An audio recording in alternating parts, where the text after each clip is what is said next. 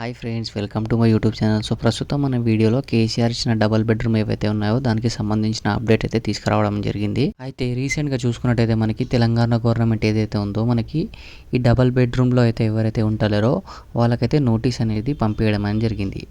And చాలామందికి అయితే ఆ నోటీసులు అందాయి. అండ్ టోటల్ వచ్చేసి మనకి 14,000 మంది అయితే ఈ డబల్ బెడ్రూమ్ ఇల్లులు అయితే ఏవైతే ఉన్నాయో దీంట్లో ఉండలేరంట.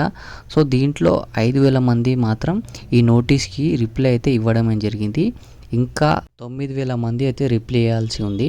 అండ్ ఈ 5,000 మంది ఏం రిప్లై ఇచ్చారు అంటే, ఇక్కడికి వచ్చిన వీళ్ళకి డబల్ బెడ్రూమ్ ఇల్లులు అయితే ఉన్నాయి కదా, సో అక్కడ నుంచి వీళ్ళకైతే ఎక్కడ జాబ్ చేస్తారో అక్కడి వరకు చాలా లాంగ్ డిస్టెన్స్ అవుతుందంట. ఒక 40-30 కిలోమీటర్స్ అయితే లాంగ్ డిస్టెన్స్ అయితే పడడం అనేది జరుగుతుందంట. సో వీళ్ళకైతే ట్రావెల్ అనేది చాలా అంటే లాంగ్ అయిపోతుందన్నమాట. అండ్ వీళ్ళకి కనెక్టివిటీ ఓన్లీ బస్ అయితే ఉంది. సో దానివల్ల అయితే వీళ్ళైతే ఈ డబల్ బెడ్రూమ్లో ఈ డబల్ బెడ్రూమ్ ఇల్లులు అయితే వెళ్తారని అయితే చెప్పడం జరిగింది.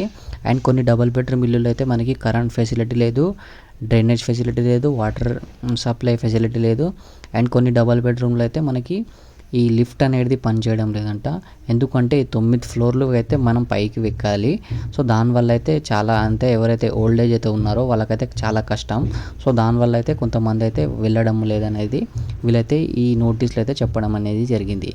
అండ్ జస్ట్ మనకి ఈ ఓన్లీ ఇల్లు కట్టి ఇచ్చారంట.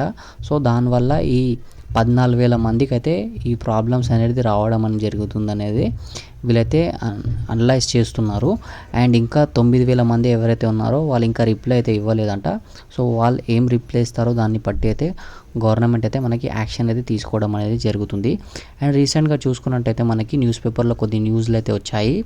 గవర్నమెంట్ ఏం యాక్షన్ తీసుకోబోతుంది అంటే, మనకి ఈ ఏవైతే 30 కిలోమీటర్ దాటి వీళ్ళకైతే ఇల్లులు వచ్చాయో అవి క్యాన్సిల్ చేసేసి 10 కిలోమీటర్లు ఎవరైతే డిస్టెన్స్లో ఉంటారో వాళ్ళకైతే అక్కడ అలాట్ చేయడం అనేది జరుగుతుంది. అంటే ఇప్పుడు మీకు సపోజ్ 30 కిలోమీటర్ దూరం అయితే ఇల్లు వచ్చిందనుకోండి, అంటే మీకు ఇంకా కొన్ని కట్టే అయితే ఉన్నాయి కదా వేరేవి. సో అక్కడ మీకు ఏవి అయితే 10 కిలోమీటర్ లోపలైతే ఉంటాయో అక్కడ క్యాన్సిల్ చేసి ఇక్కడ 10 కిలోమీటర్ లోపలైతే మీకైతే ఇవ్వడం అనేది జరుగుతుందని అయితే మనకి న్యూస్ పేపర్లో అయితే న్యూస్ అయితే రావడం జరిగింది. అండ్ మనకి గవర్నమెంట్ అనేది మనకి ఇదైతే అఫీషియల్గా అయితే చెప్పలేదు, ఎందుకంటే ఇది జస్ట్ న్యూస్ పేపర్లో అయితే రావడం అని జరిగింది. అండ్ మిగతా ఈ 9,000 మంది ఎవరైతే ఉన్నారో వాళ్ళు రిప్లై ఇచ్చిన తర్వాత గవర్నమెంట్ ఏం యాక్షన్ తీసుకుంటుందో దాని తర్వాతే వాళ్ళైతే చెప్తారు.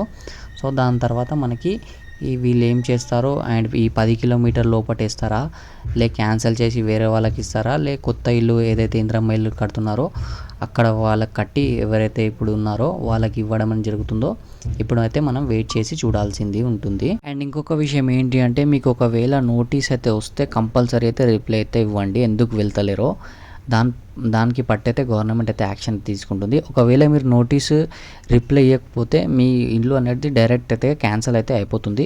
సో మీరు కావాలంటే ఆ నోటీస్ చదువుకోండి. దాంట్లో కింద మనకి చిన్న లెటర్స్లో అయితే మెన్షన్ చేసి అయితే ఉంది. ఒకవేళ మీరు రిప్లై అయితే ఇవ్వకుంటే మీ ఇల్లు అనేది క్యాన్సిల్ కావడం అని జరుగుతుంది.